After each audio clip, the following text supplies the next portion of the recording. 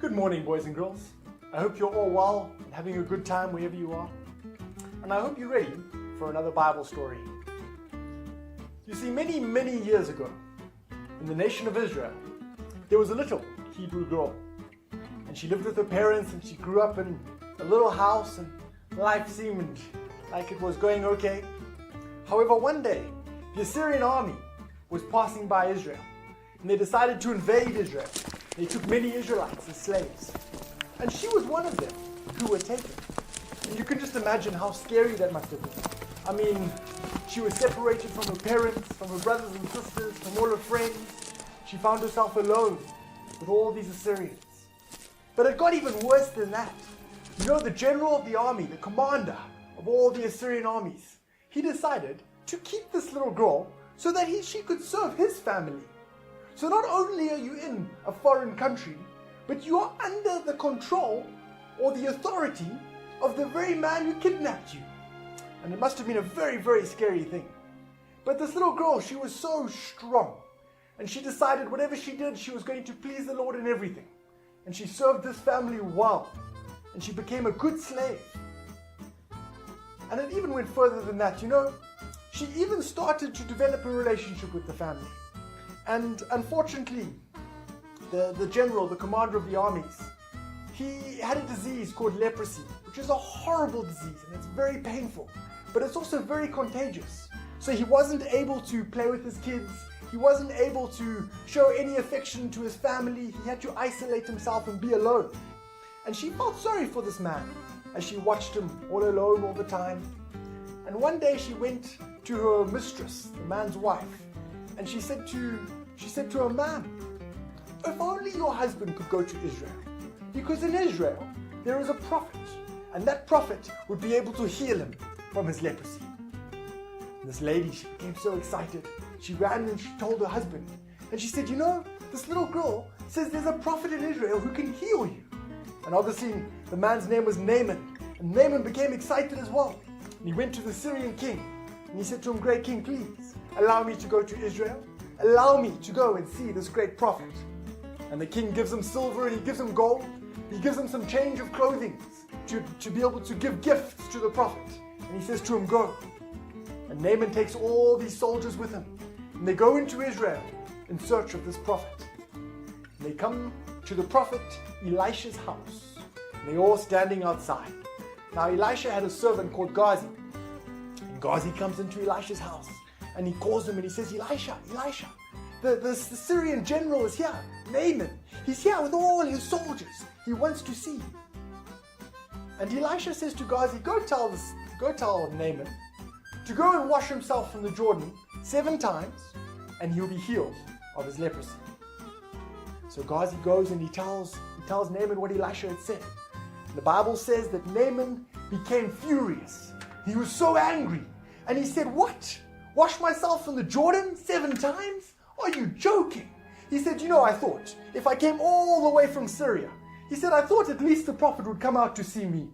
I thought he would stand there and he would wave his hands a little bit in the air and he would call on the name of his God and I would be healed. But he doesn't. He doesn't even see me.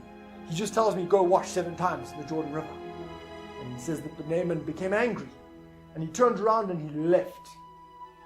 And whilst he was traveling, one of his servants came up to him and they said, "Master, just think about it. If the prophet had told you to do something that was very big and difficult, would you have done it?" "Of course." "But he didn't. He just told you, wash in the Jordan and be clean." He says, "Why don't you just do it?" And all of a sudden Naaman, he stops and he thinks and he realizes, maybe it's not such a bad idea. And he goes to the Jordan River. And he goes and washes himself. He goes under the water. And he comes up. Nothing happens. He goes down a second time. And he comes up. Nothing happens. And he goes down 6 times. And he comes up. And nothing happened. But you know what? The prophet said, do it 7 times. So the 7th time he goes under the water. And the 7th time he comes up. And he looks at himself. And he's completely cleansed. And his leprosy is gone. It is an amazing story. And you can go read it for yourself if you want to know the end. It's in 2 Kings chapter 5. But what I want you to see about the story is that Naaman was so close to missing his healing. He nearly was never healed. Why? Because he wasn't going to obey the prophet. He thought what the prophet is saying is ridiculous. The prophet wants me to wash in a river, and yet I've washed myself thousands of times. He says the prophet wants me to wash in a dirty river. The Jordan River, it's not the cleanest river. I have great rivers in Syria and Damascus where I come from. I have beautiful rivers there. They're clean, they're big, they're beautiful. Why can't I wash in one of those rivers? And because he didn't understand what Elisha was saying, he nearly missed his healing. You see, because in Naaman's world at that time, this was the order of authority that existed. You had God, and then you had Elisha, and then you had Naaman. And for Naaman to receive the blessings from God, he had to work in the authority that God created, and therefore he had to obey Elisha. And you see, what I want you to see in this is that in your world that you live in, you have the same order of authority. You have God, and then you have your parents, and then you have you. And if you want to receive the approval from God, if you want to live a life that pleases God, you need to work with the same authority that exists. And that means you need to obey your parents. Because if you cannot obey the authority that God puts under you, that you can see, being your parents, then how are you going to learn to obey the authority which is God, which you cannot see? But when we learn to obey our parents, we in essence are learning to obey God. You see, many times our parents tell us things that we don't understand. Many times perhaps we want to go to a friend's house and they say no. Or we want to go to a birthday party and they say we don't think it's a good idea. And we get all confused and we're like, but I don't understand what they're saying. Why can't I? Everyone else can. But what I want you to see is the key in this situation is not to understand your parents. You see, your parents have a wisdom that is higher than your wisdom. And you might not understand what they are saying. But the key is to obey them. You see, it didn't matter what Naaman did. If Elisha told him to climb a tree and be healed, then he needed to climb a tree. If Elisha told him to stand on his head, he needed to stand on his head. What wasn't important was the action. What was important was the obedience. And maybe your parents just tell you to do too much. Maybe you feel like they're always asking you to wash the dishes, or they're always asking you to clean your room or clean the house.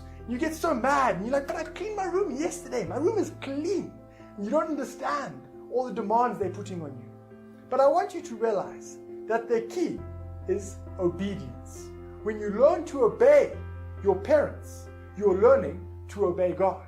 And then you will see, if you are born again, that when you grow up, it will be well with you. The verse I want to read today is found in Philippians chapter 4, verse 9. And Paul writes, and he says to the church of Philippians, he says, "These things which you have learned and received and heard and saw in me, these things do, and the God of peace will be with you." All the things your parents tell you, all the things that you see that are godly, everything you read in the Bible, don't just listen to them. All these messages that you're hearing, don't just listen. It says, these things do, and the God of peace will be with you. Guys, I hope that's clear. I hope you understand the importance of obedience. May God bless you, and we'll see you soon. Cheers.